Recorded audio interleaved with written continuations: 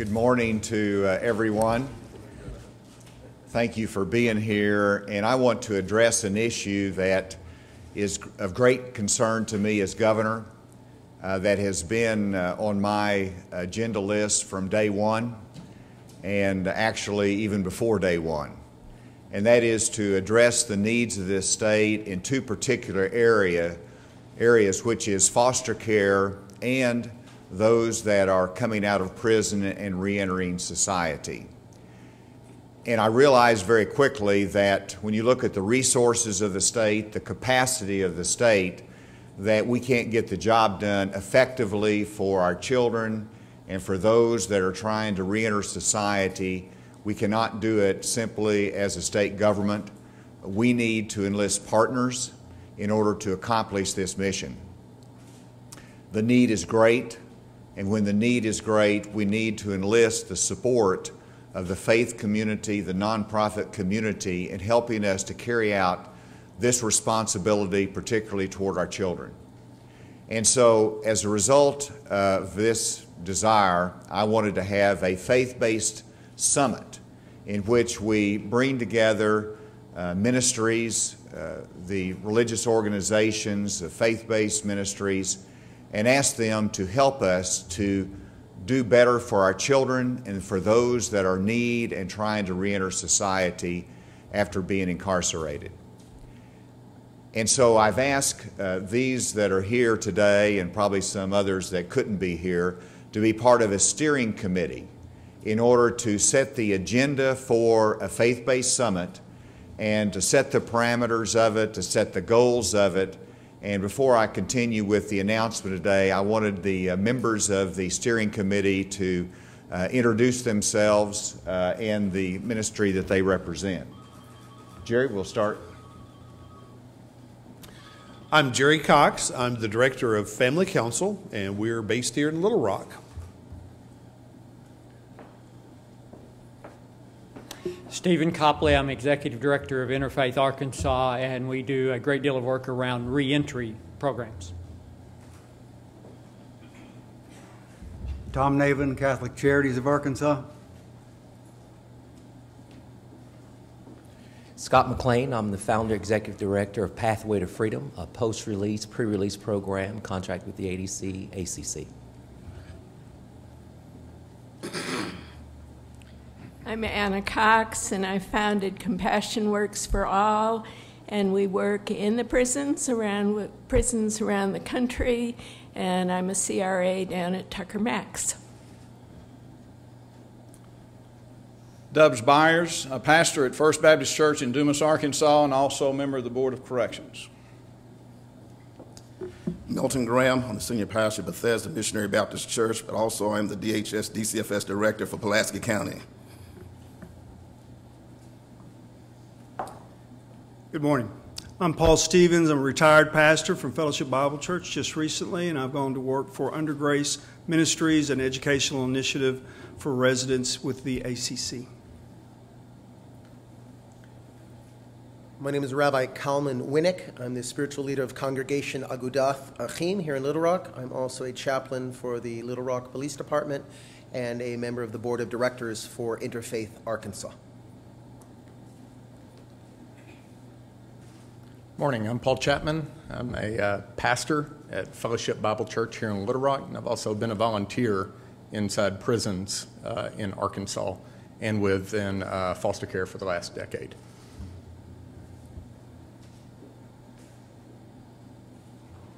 Pat Page. I serve on the board of directors of The Call and of Immerse Arkansas. Good morning. Laurie Currier, the Executive Director of The Call.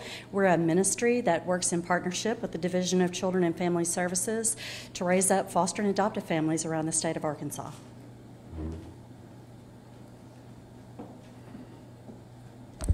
Good morning. My name is Keisa Smith. I'm the Deputy Director for the Department of Human Services, which houses the Division of Children and Family Services, which is the arm that handles the majority of our child welfare system.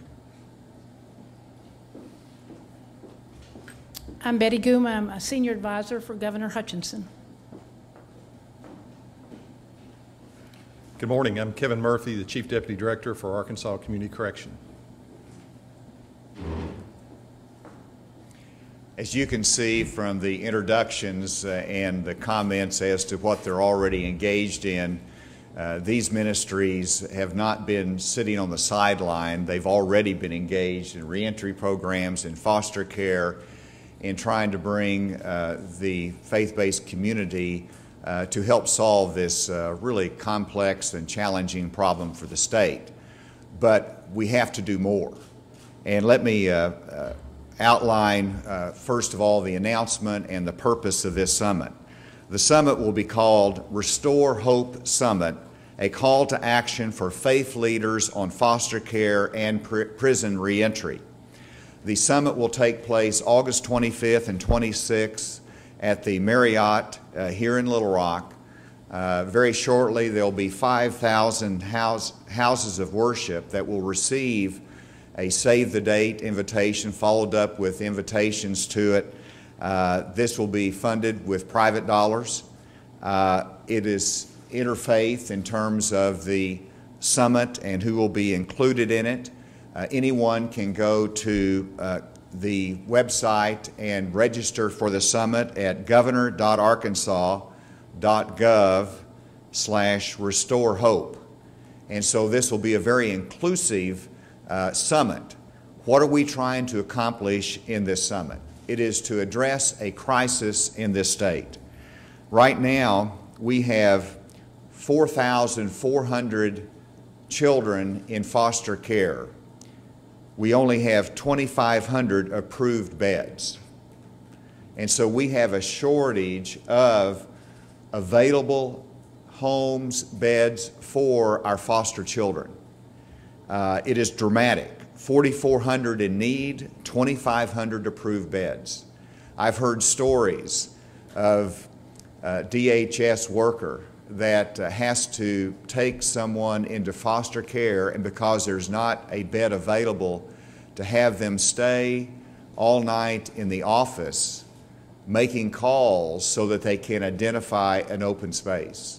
This is unacceptable for our children, and we have to address it. When you look at our prison reentry program, we will have 6,000 inmates leaving prison and re-entering society this year. 6,000 really every year will be re-entering society. The unemployment rate for offenders, ex-offenders, is 47%. And of course the recidivism rate is over 40%. And so we set as an objective, and we funded in the legislative session, 500 reentry beds for those that are coming back in to receive additional services, to help them to reenter society, to help them in job training, to get a job. 500 beds is insufficient to accomplish the need of those 6,000 that are reentering society. Not all of them need transition beds. Some of them do, but almost all of them need some type of transition services. It is the faith-based community that can come to assist the state, to work hand in hand to provide additional foster care beds, care for the children, but also to assist those in services for those that are reentering society and seeking employment. Many of these are already engaged in that ministry. What we want to do at the summit is to inspire greater engagement of our faith community and our religious organizations in supporting the care of our children and those that are leaving prison and reentering society. We want them to expand their ministry. We want them to identify any obstacles from a governmental standpoint in them partnering with us and carrying out their mission. What is the regulatory burdens? What can we do better as a state government to enhance their engagement? We also want to set goals through this summit so that we can say we want the faith-based community to add X number of foster care beds over the next year. We want to set objectives in terms of reentry beds as well. and then to follow up with accountability. So it is about inspiration, it is about engagement, it is about action, and it is about follow-up. That's what we hope to accomplish in the summit that we're coming up. Those that are leaving prison, they have need of transition support, they have need of employers who will open the door. And right now, I'm encouraged by a number of employers that are stepping up and saying, we're going to hire ex-offenders. Others are at least saying that we're not going to automatically exclude ex-offenders. We need to increase, not through mandates, but through engagement, through concern, those in the private sector to help those that are trying to get a second chance in life. Arkansas is about second chances. Arkansas is about partnering with our religious institutions, our faith-based organizations to expand the opportunity and protections for our children and those that are seeking a second chance. So I want to thank personally the steering committee, excited about the summit, grateful for the broad-based representation here. We might not all agree on everything, but amen. But we agree on the care and concern for our children and for accomplishing this important mission, and I'm grateful to you. Thank you. Thank you. So with that, happy to take any questions. I think you talked about this being privately funded. I wonder if you can elaborate on that. I guess just kind of generally what steps you've taken to, how is this not an endorsement of a state endorsing religion? Well, the state should not endorse any specific religion. And I think you can see from the breadth and diversity of the steering committee and the participation in it, this is about inclusion of those who want to help a problem that we have in our state that I have identified as a crisis. It is for our children. It is for those that are seeking a second chance. That's what we ought to be doing together. And so it's inclusive. It achieves, in my judgment, the right balance. It has been successful in other states. I'm delighted that they're willing to help us to address this objective, and I think we're handling it in the right way in terms of raising some private dollars to help accomplish this summit. The private dollars going for organizations and promotion of it, I guess how's it being run? Well, we're raising private dollars for the 5,000 notices that are going out.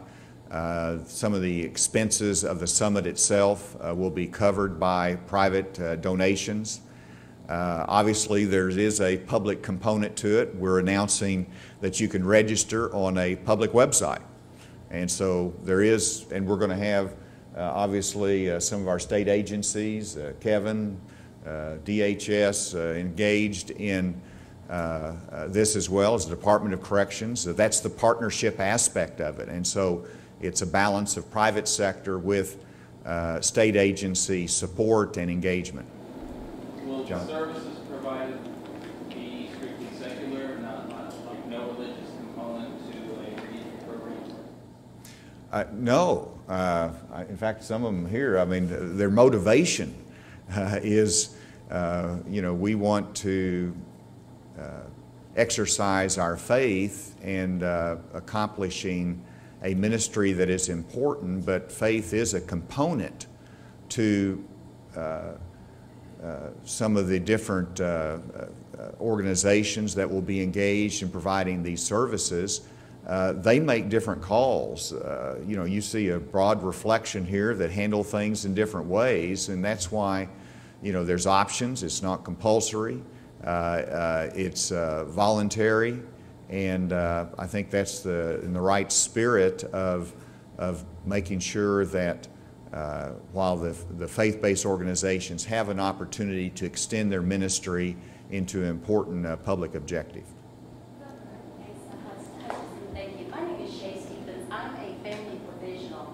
I started out as a family provisional for two little cousins. I stepped up August 4th last year, did the paperwork. August 6th, went to court in Mountain View, Arkansas. August 8th, they were in my home. Now, every family that can step up as a family provisional can't do that because it's a hardship when it comes to financial. So what I challenge the group here just to think about, What will we do when a grandmother can get her children or grandchildren out of foster care, but there's a little bit of a financial barrier because you have to take the classes in order to get the stipend. So what can we do as a community to help those families that want to help get their children or their grandchildren out of foster care? Excellent question. Thank you for your story. We invite you to the summit. That's exactly the type of question that we expect answers for. So thank you for raising it, and that will make sure that that's addressed at the summit. I've asked something that's a little bit off topic. In light of the Ten Commandments monument that is planned for the Capitol grounds, there has been now that members of the Hindu religion are expressing interest in putting up a statue here, and also there's been talk of the Satanic Temple putting up something to commemorate their religion. I wonder what you think of those efforts. Well, the Ten Commandments, the legislature passed that legislation as a recognition of the historical role that the Ten Commandments played in the foundation of our law in Western civilization. It was legislatively driven. It is being implemented or addressed by the Secretary of State, so I would refer that to the Secretary of State in terms of what the status of that is. But that's, I think, unique to that monument that's, and the legislative reasoning behind it. Would you have a problem with either of those other two groups having monuments in the Capitol? I didn't listen probably that carefully to the groups, but I would say yes. Yes. But, you know, one, you've got to go through a legislative process, but the Capitol grounds are, we want to be careful as to what monuments and designations go there. I think the Secretary of State has historically been careful in terms of, you know, we have the Little Rock Nine, delighted that the Little Rock Nine is on the Capitol grounds. But we don't want just every group putting a statue on the Capitol grounds. We want it to be exclusive. We want it to be reasoned. We want it to be reflective. And I think that's one of the reasons it went through the legislative process to accomplish that. It's not easy. And so I think that any expansion of it would have to go through the same process with the Secretary of State or through the Arkansas General Assembly. Will you be making an effort to reach out to non-Judeo-Christian religions such as Hindus, Muslims, and others? Yes, I noticed that Johnny's not here, but Imam Johnny Hassan of the Islamic Center of Little Rock has been on our steering committee as well and is a participant. So I'm glad you drew attention to that. There probably is some others that are not here but have been participating. And again, we try to be inclusive in this. How broad exactly is the mandate of this steering committee, this group, in terms, I mean, you know, the foster beds and reentry beds, right, sort of only one component of this much broader system. So, I mean, will these folks be making some policy suggestions as well, or is their mandate limited just to expanding the number of beds available? Great question, and there's a lot of different arenas of need in our state that we could address through this summit and our partnership with our faith-based partners. But I wanted to focus as governor on two specific needs, not to get it too broad and expansive. And so, that was my desire, and I think the steering committee accepted that, which is the two great needs that I think we can unite upon, focus upon, are the needs of our children in terms of foster care beds, and then taking on the challenge of reentry for our ex-offenders. And so it's a narrow focus of two objectives. Obviously, other things can come up during the course of this, but I see this as inspirational. How can we engage our houses of worship to a greater extent? How can we engage the average Arkansas citizen, employers, in these needs that we have in this state? How can we as a state government do better in terms of making sure that we have regulations that support these ministries and them helping to carry out a very important responsibility. And so focus is narrow. It's on these two issues. Certainly expect to see recommendations come out of it, as well as the tracking and specific goals. Governor, have you identified, even before going into the summit, any obstacles or regulations that you've already identified as things that need to be overcome? The answer is we're open-minded, and so the objective of the steering committee, as they've been meeting regularly and devoted a lot of time to this, is really to lay the foundation for the discussion. And so the answer is we have not identified any obstacles yet. Actually, during the campaign, I did have a conversation with the call that's here that said, and that's actually what planted the seed in my mind. They said that sometimes, quite frankly, a DHS, there's some policies there, or maybe that we can do better. And so we're willing to learn. Is that right, John? And would you come and introduce yourself? We've all introduced ourselves, and so please, just you and your ministry. Tyrone Broomfield, pastor of Bethel AME Church, North Little Rock, and member of the Board of Correction. Thank you, Tyrone. Caught you off guard with that, but we wanted you to be recognized. Good. All right, any more questions? Unrelated, just want to see if you had a chance to meet with the House Republican and Senate Republican caucuses following their statements last week on the gay marriage ruling. Did you have a meeting with them? I did. I met with the House caucus this morning. The House Republican caucus this morning, and I met with the Black Legislative Caucus this morning. Next week, I think I'm going to be meeting with the Senate, continue with meeting some of the caucuses as well. And so those conversations continue. Had a lot of good exchange of ideas, concerns, trying to understand where everybody's coming from. So it's very beneficial, very profitable, helps shape our thinking in it. So those discussions will continue. Has anything changed on your position that there's not a need for additional legislation? Well, I wouldn't characterize my previous comments exactly like you did, but my previous statements stand, and I refer you back to my previous statements. Thank you all very much today.